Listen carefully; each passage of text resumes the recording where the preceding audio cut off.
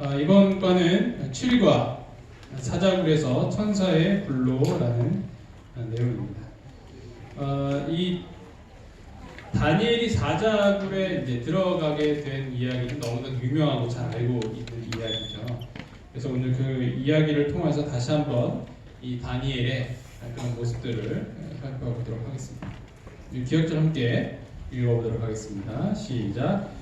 이에 총리들과 고관들이 국사에 대하여 다니엘을 고발할 근거를 찾고자 하였으나 아무 근거 아무 허물도 찾지 못하였으니 이는 그가 충성되어 아무 그릇됨도 없고 아무 허물도 없음이었더라.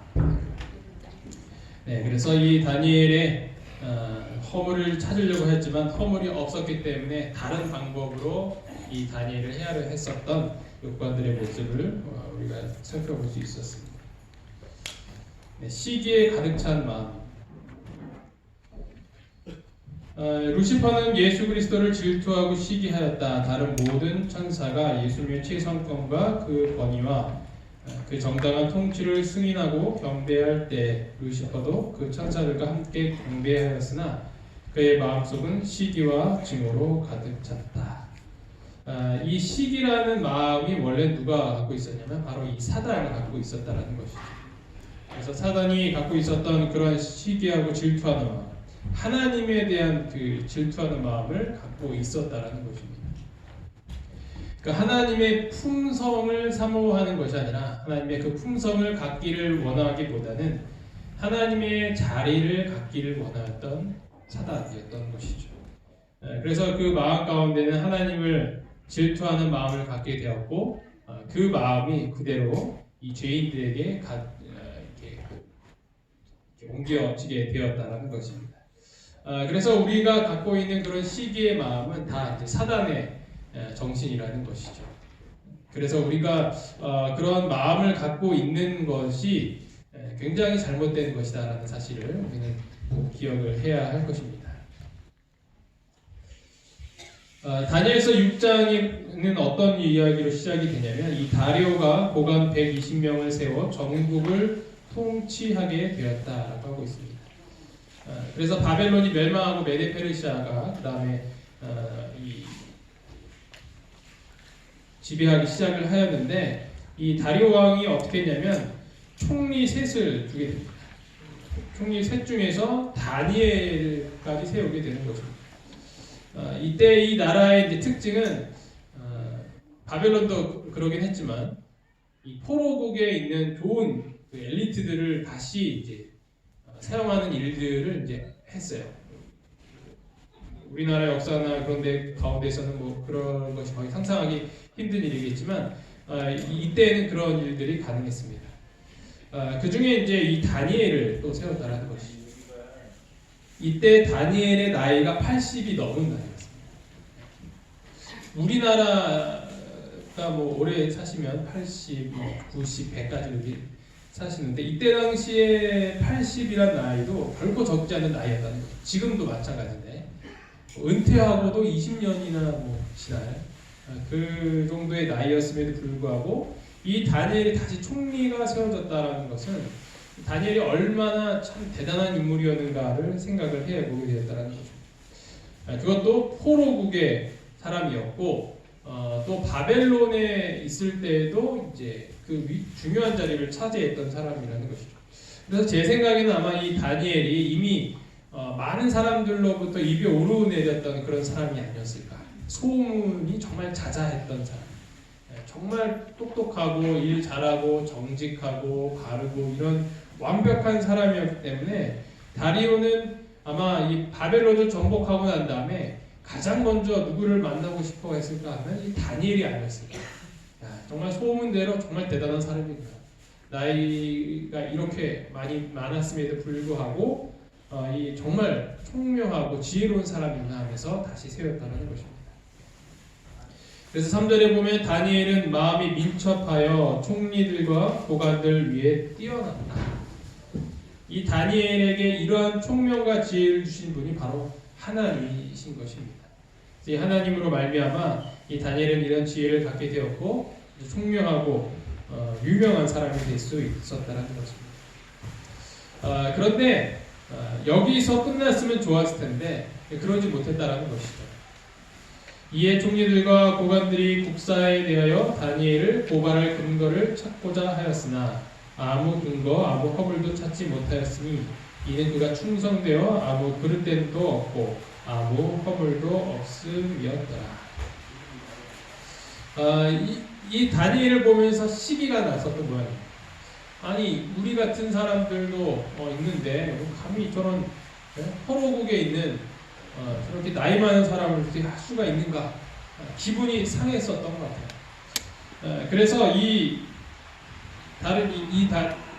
메데 페르시아의 이 고관들이 이 다니엘을 없애려고 이제 방법들을 찾게 되었다는 거예요. 그런데 그가 그 근거를 찾고자 했으나 아무 근거나 허물도 찾지 못하였다라고 하고 있습니다. 아마 뒷조사를 많이 했었겠죠. 사람들 풀어서 감사도 하고 청문회도 하고 그렇게 해봤는데 도저히 찾을 수 있는 게 없었다는 것입니다. 아무리 사람이 좋다고 하여도 실수를 할 만할 수도 있잖아요, 그렇죠? 행정적인 이렇게 실수를 할 수 있는데 그 면에서도 정말 완벽한 사람이었던 것입니다. 그러니까 이 다리오 왕이 다시 이 사람을 썼겠죠. 그래서 이들은 어떤 방법을 갖추게 되었냐면 하나님의 율법에서 근거를 찾으려고 했었다라는 거죠. 어떤 하나님의 율법과 상치되는 법을 세우게 함으로써 이 나라의 법을 어기게 한다면 그로 하여금 고발할 수 있는 근거를 마련할 수 있을 것이다 라고 생각을 했던 것입니다.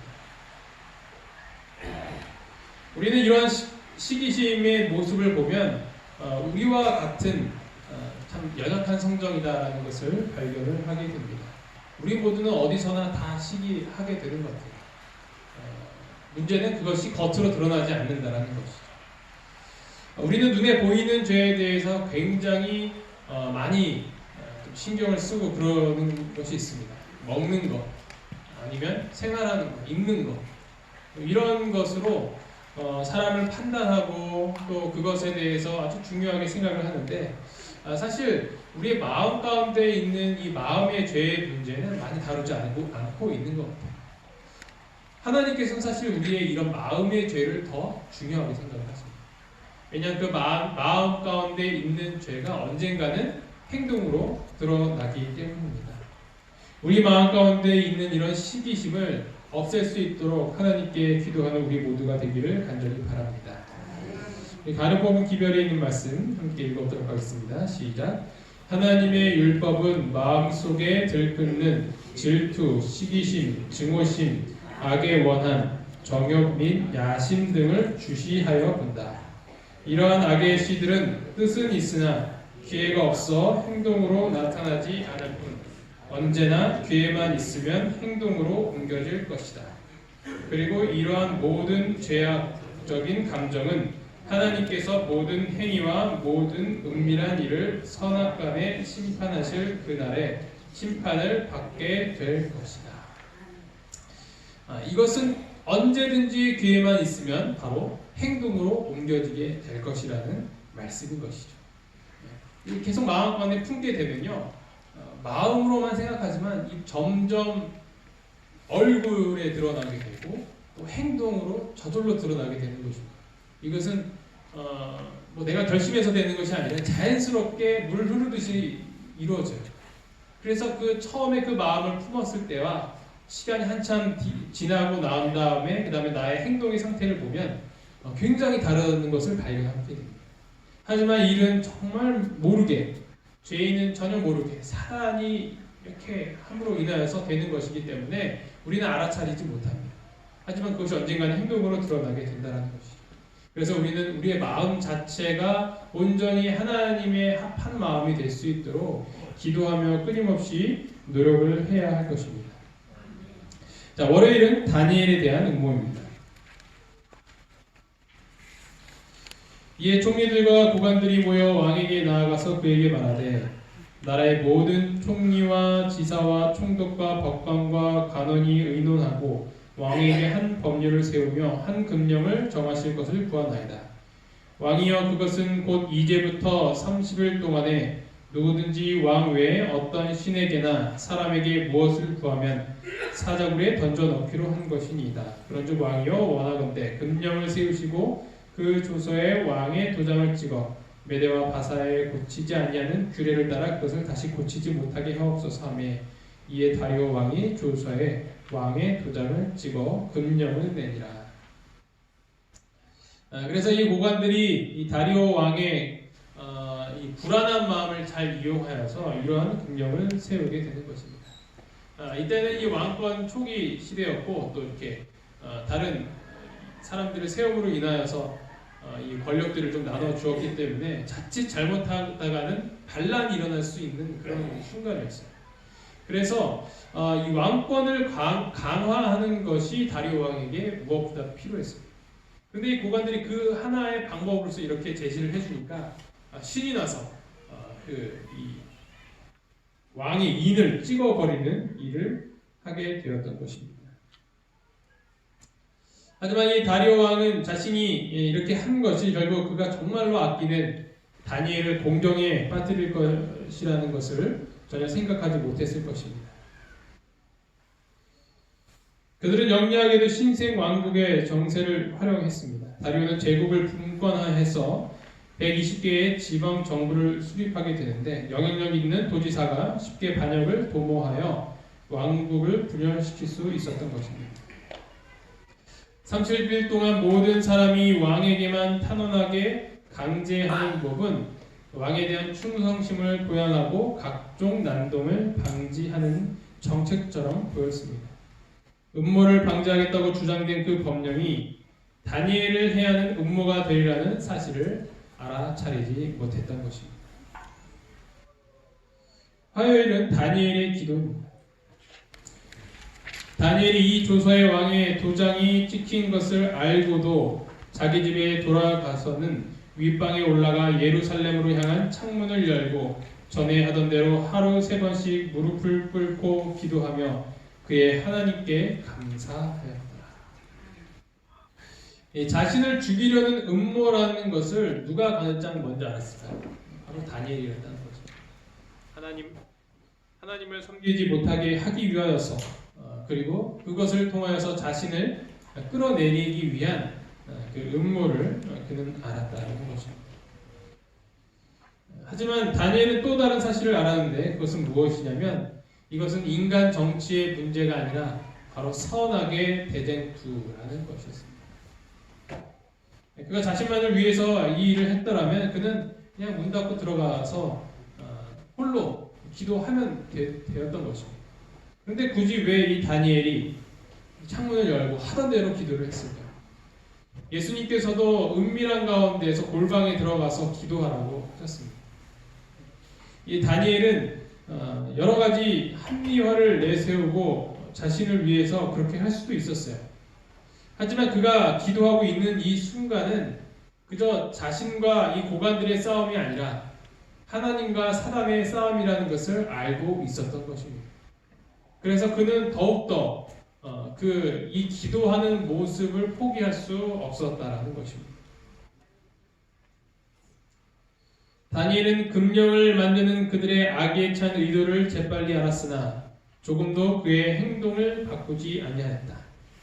그에게 기도가 가장 필요되는 지금에 왜 그가 기도하기를 멈출 것인가? 차라리 그는 생명 그 자체를 버릴지언정 하나님의 도우심에 대한 그의 소망을 버리고자 하지 아니하였다. 기도가 가장 필요되는 시간이 바로 지금이었다는 것이죠. 자신의 그런 생명을 위하여서 기도해야 했을 뿐 아니라 이 대쟁투 가운데에서 승리할 수 있도록 그는 더욱더 기도를 해야 했던 것입니다. 그는 자신의 행동을 감추려고 노력하지 아니하였다. 그는 그가 하나님께 충성하는 결과가 어떻게 될지를 잘 알고 있으면서도 동요하지 아니하였다. 그를 멸하려고 음모를 꾸미고 있는 자들 앞에서 그는 하늘과 자기의 관계가 단절된 것처럼 보이는 것조차도 허락하지 아니하였다. 왕이 명령할 수 있는 권한을 가진 모든 사항에 대해서 그는 기꺼이 순종할 것이었다. 그러나 왕도 그의 금령도 그를 만왕의 왕에 대한 충성의 길에서 벗어나게 할 수는 없었다. 이것이 바로 다니엘의 마음이었다는 거죠. 굳이 그렇게까지 할 필요가 있을까라고 생각을 할 수도 있지만 그가 문을 닫고 들어간다는 것 자체가 무엇을 상징하냐면 바로 마치 하나님께서 이 싸움에서 지신 것처럼 보일 수도 있었다는 거예요. 이 금령이 내렸을 때 수많은 사람들은 다니엘을 주목했을 것입니다. 다니엘뿐만 아니라 다니엘 외에 다른 사람들도 왜 이러한 금령이 내려졌고 이것이 목적하는 바가 무엇인지 이미 이 유대 백성들은 다 알고 있었을 것입니다. 어쩌면 그들 가운데에서 정말 이 다니엘의 어떻게 할 것인가에 대한 그런 내용들의 토론이 이루어지지 않았을까라는 생각도 해보게 됩니다. 따라서 다니엘이 이 순간 그가 문을 닫고 기도하기를 포기한다라고 한다는 것은 어쩌면 이 자신의 민족들에게 큰 실망을 가져다 주는 것일 수도 있다는 것이죠. 그래서 다니엘은 자신을 위할 뿐만 아니라 이 대장주를 위할 뿐만 아니라 자신들의 백성들을 위하여서 그는 감히 그 일을 멈추지 못했던 것입니다. 우리도 이렇게 살아가다 보면 이 다니엘처럼 의도적으로 무엇인가를 보여줘야 되는 것처럼 느낄 때가 있어요. 사람들이 내가 교회 다닌다는 것을 알아버리는 그 순간 우리는 우리의 그런 모든 행동 거지가 달라지게 되는 것을 보게 됩니다. 그것을 외식이라고 보기에는 너무나도 큰 문제가 아닐까 생각을 합니다. 때로는 우리의 모습을 통하여서 하나님의 영광이 가려질 수도 있고 하나님의 영광이 될 수도 있다라는 사실을 우리는 기억을 해야 한다는 것입니다. 그래서 우리가 다른 사람들 앞에서 하나의 말 한마디 그리고 행동 그런 하나하나에 조금 더 우리가 이렇게 조심을 해야 하는 일이 참 필요한 것 같습니다. 남을 의식해서 이 겉과 속이 다른 사람이 되라는 것이 아니라 우리가 정말로 이 속 사람부터 그런 거듭난 삶을 살면 좋겠지만 그렇지 않더라도 우리는 정말 모본을 보일 수 있는 그런 사람이 되어야 된다는 거예요. 그리고 그렇게 따라하다 보면 또 이 우리 내면의 모습이 또 달라지기도 합니다. 예수님처럼 그렇게 따라하고 그 길을 걷고 이렇게 하다 보면 언젠가는 그 예수님의 길을 걸으면서 예수님의 모습으로 변화되고 있는 우리의 모습을 보게 될 것입니다. 아멘. 우리가 우리의 삶 가운데서 우리를 바라보며 우리를 주목하고 있는 수많은 사람들이 있다는 것을 기억하시기 바랍니다. 아멘. 그리고 그 모습을 통하여서 또 수많은 영혼들이 하나님께 돌아올 수 있는 중요한 전도의 기회가 될 수 있다는 사실을 기억할 때 우리는 이런 다니엘과 같은 그런 마음이 어떤 마음인지를 이해할 수 있게 될 것입니다. 수요일은 사자굴에서입니다. 그들이 왕 앞에서 말하여 이르되 왕이여 사로잡혀 온 유다 자손 중에 다니엘이 왕과 왕의 도장이 찍힌 금령을 존중하지 아니하고 하루 3번씩 기도하나이다 하니 왕이 이 말을 듣고 그로 말미암아 심히 근심하여 다니엘을 구원하려고 마음을 쓰며 그를 건져내려고 힘을 다하다가 해가 질 때에 이르렀더라. 다리오 왕은 이 말을 듣는 순간 아차 싶었을 것입니다. 이것들이 다니엘을 없애기 위해서 아주 그냥 대단한 일을 벌였구나. 그것을 탓하기 전에 당장 다니엘의 목숨이 위험할 수 있는 상황이었습니다. 그래서 이 다리오 왕은 이 다니엘을 구원하기 위하여서 힘을 다했다라고 했어요. 아마 그 어떤 문서들을 찾으면서 역사 기록들을 보면서 그런 법이라든지 내용을 찾아보면서 혹시 이 법령을 취소하거나 변경하거나 그런 일이 가능할 수 있을까를 한번 찾아보았던 것 같습니다. 하지만 그는 그렇게 할 수 없다는 것을 발견하게 되었고 해가 질 때까지 그는 그 일을 원하던 일을 하지 못하게 되었던 것입니다. 이에 왕이 명령함에 다니엘을 끌어다가 사자굴에 던져 넣는지라 왕이 다니엘에게 이르되 내가 항상 섬기는 너의 하나님이 너를 구원하시리라. 이 이방 왕이 말이죠. 하나님께서 너를 구원하실 것이다라고 희망의 그런 믿음을 또 보여주고 있는 것입니다. 이에 돌을 굴려다가 귀족들의 도장으로 봉하였으니 이는 다니엘에 대한 조치를 고치지 못하게 하려 함이었더라. 왕이 궁에 돌아가서는 밤이 새도록 금식하고 그 앞에 오락을 그치고 잠자기를 마다하리라. 이 왕이 왜 이렇게 이 포로국의 한 사람을 위하여서 애쓰고 또 밤이 새도록 금식하고 잠자는 것도 거부하고 이랬을까요? 여기 자세히 나오지 않았지만 이 금식이라는 표현이 기도와 연결되지 않을까 생각합니다. 밤에 먹거나 그러지는 않을 수 있으니까요.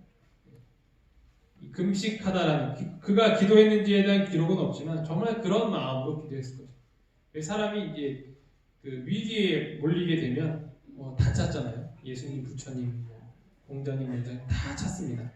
아마 이 이방 왕의 마음이 그런 마음이 아니었을까. 그리고 이때는 이제 그런 다신교 여러 그 신들에 대한 그런 개념도 있었기 때문에 하나님도 어떤 또 다른 하나의 신으로서 그가 분명히 찾았을 것입니다.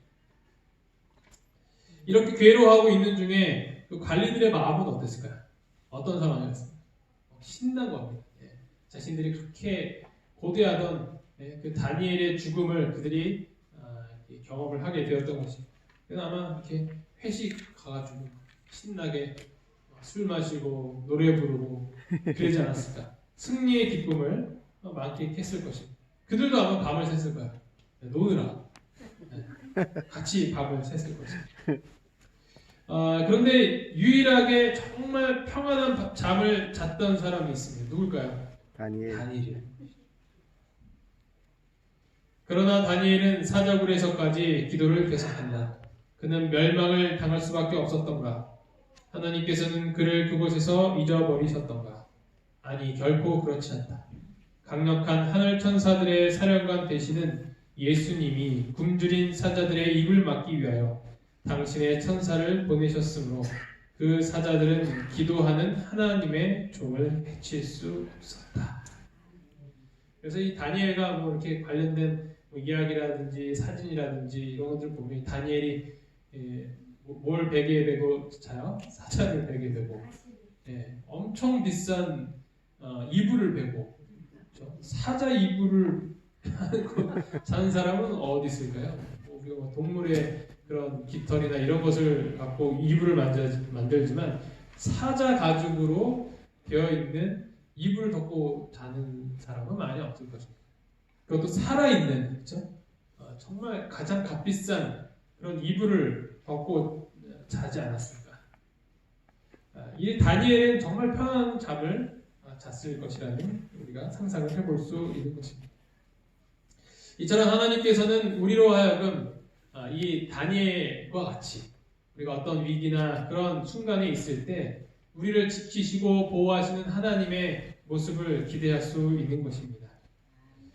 때로는 하나님께서 사자굴에 들어가도록 허락하실 때도 있는 것 같아요. 그렇죠? 이 사자굴에 안 들어가기를 정말 간절히 기도했지만 현실은 뭐예요? 사자굴로 들어가 버리죠.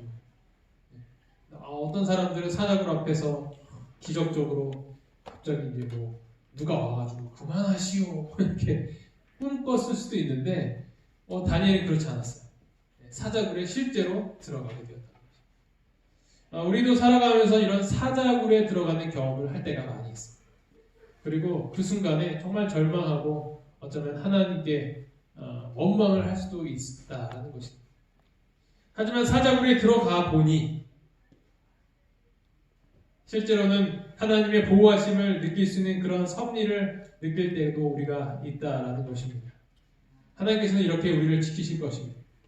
하나님의 말씀대로 살고 또 그분 앞에서 신뢰심을 유지한다면 하나님께서는 분명히 우리를 지키시고 우리를 돌보실 것입니다. 그에 대한 내용이 목요일의 내용입니다. 이 다리오 왕이 아침에 일어나자마자 어떻게 하는 거예요? 바로 막 이 사자굴로 가게 되는 것입니다. 그래서 이 다니엘이 살아 있다는 것을 발견하게 되는 것이죠. 다니엘아, 네가 살았느냐?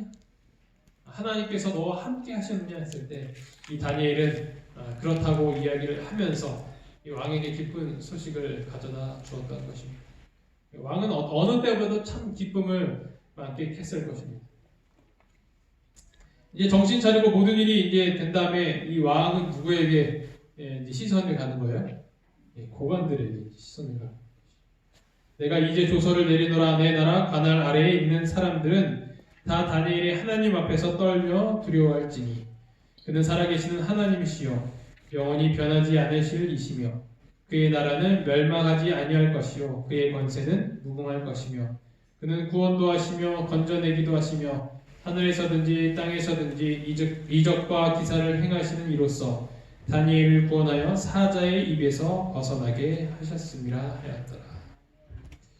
결국 이 다리오 왕이 하나님을 찬양하며 그분의 통치를 인정을 하게 되는 것입니다. 그리고 하나님의 백성을 구원을 받고 이 모든 그 음모를 꾸몄던 고관들은 죽임을 당하는 그러한 일들을 우리가 보게 되었던 것입니다. 이것은 무엇을 상징하냐면 하나님께서 악인들을 멸하시고 의인들을 옹호하시는 최후의 날을 이야기하고 있는 것입니다. 우리는 어쩌면 이런 사자굴에 들어가는 억울한 일들을 경험을 할 때가 있습니다. 차라리 남들처럼 문을 닫고 골방에 홀로 들어가서 기도하거나 아니면 하나님을 포기하고 그냥 남들이 하는 것처럼 그 권력 앞에서 돈 앞에서 그렇게 절하고 우리의 신앙을 포기하고 싶을 때가 많이 있을 것입니다. 하지만 우리가 끝까지 그 신실함을 유지할 때 우리는 어쩌면 사자굴에 들어가는 그 경험을 함에도 불구하고 하나님께서 마지막 날에 우리를 옹호하시고 그 악인들을 심판하실 것이라는 그 약속이 성경에 있는 것입니다. 우리 모두는 이 사실을 기억하면서 지금 우리가 하나님 앞에서 어떻게 행해야 하고 어떠한 마음으로 살아가야 하는지를 결정을 해야 할 것입니다. 선지자와 왕이 있는 말씀 함께 읽어보도록 하겠습니다. 시작. 사자굴 속의 다니엘은 그 나라의 대신들의 수용으로서 또 지극히 높으신 분의 선지자로서 왕 앞에 섰던 동일한 다니엘이었다. 마음속으로 하나님을 의지하는 사람은 그의 최대의 시련의 때에도 하나님과 사람의 빛과 은총이 그에게 비추이던 번영의 때와 똑같을 것이다. 믿음은 보이지 않는 세계에 도달하여 영원한 실체를 붙잡는다. 우리가 모두 이러한 믿음을 갖게 되기를 간절히 바랍니다. 오늘 안식일 대예배 때 그 설교 말씀의 주제가 믿음에 대한 것이더라고요. 그래서 우리가 어떻게 하면 이런 다니엘과 같은 믿음을 가질 수 있을지, 그리고 그 가운데서도 하나님의 신실한 종으로서 살아남을 수 있을지 또 함께 들어보면서 묵상하고 또 배울 수 있는 시간이 되기를 간절히 바랍니다. 기도하시겠습니다. 하늘에 계신 하나님 아버지, 오늘 저희가 이 다니엘이 사자굴에 들어갔던 그 이야기를 통하여서 하나님께서 신실한 주님의 백성들을 어떻게 돌보시고 지키시는지에 대해서 알 수 있도록 도와주시니 참으로 감사합니다. 아멘. 아버지, 저희가 때로는 사자굴에 결국 들어가는 모습을 보면서 하나님 앞에서 실망할 때도 있고 원망할 때도 있는 것 같습니다. 저희가 비록 그곳에 들어가더라도 그 안에서도 지켜주시고 돌보시는 그 하나님의 신실하심을 바라보며 살아갈 수 있도록 인도하여 주시옵소서. 우리가 하나님을 믿었기 때문에 이 세상에서 오히려 더 많은 핍박과 시련이 있음을 보게 될 때가 많이 있습니다. 그럴 때마다 저희가 믿음을 잃지 않고 하나님께서 주시는 최후의 보상을 바라보며 저희가 신실한 주님의 백성들로서 살아남을 수 있도록 주님 함께하여 주시옵소서. 아멘. 이 모든 말씀 예수 그리스도의 이름으로 간절히 기도합니다. 아멘. 네, 감사합니다. 잠시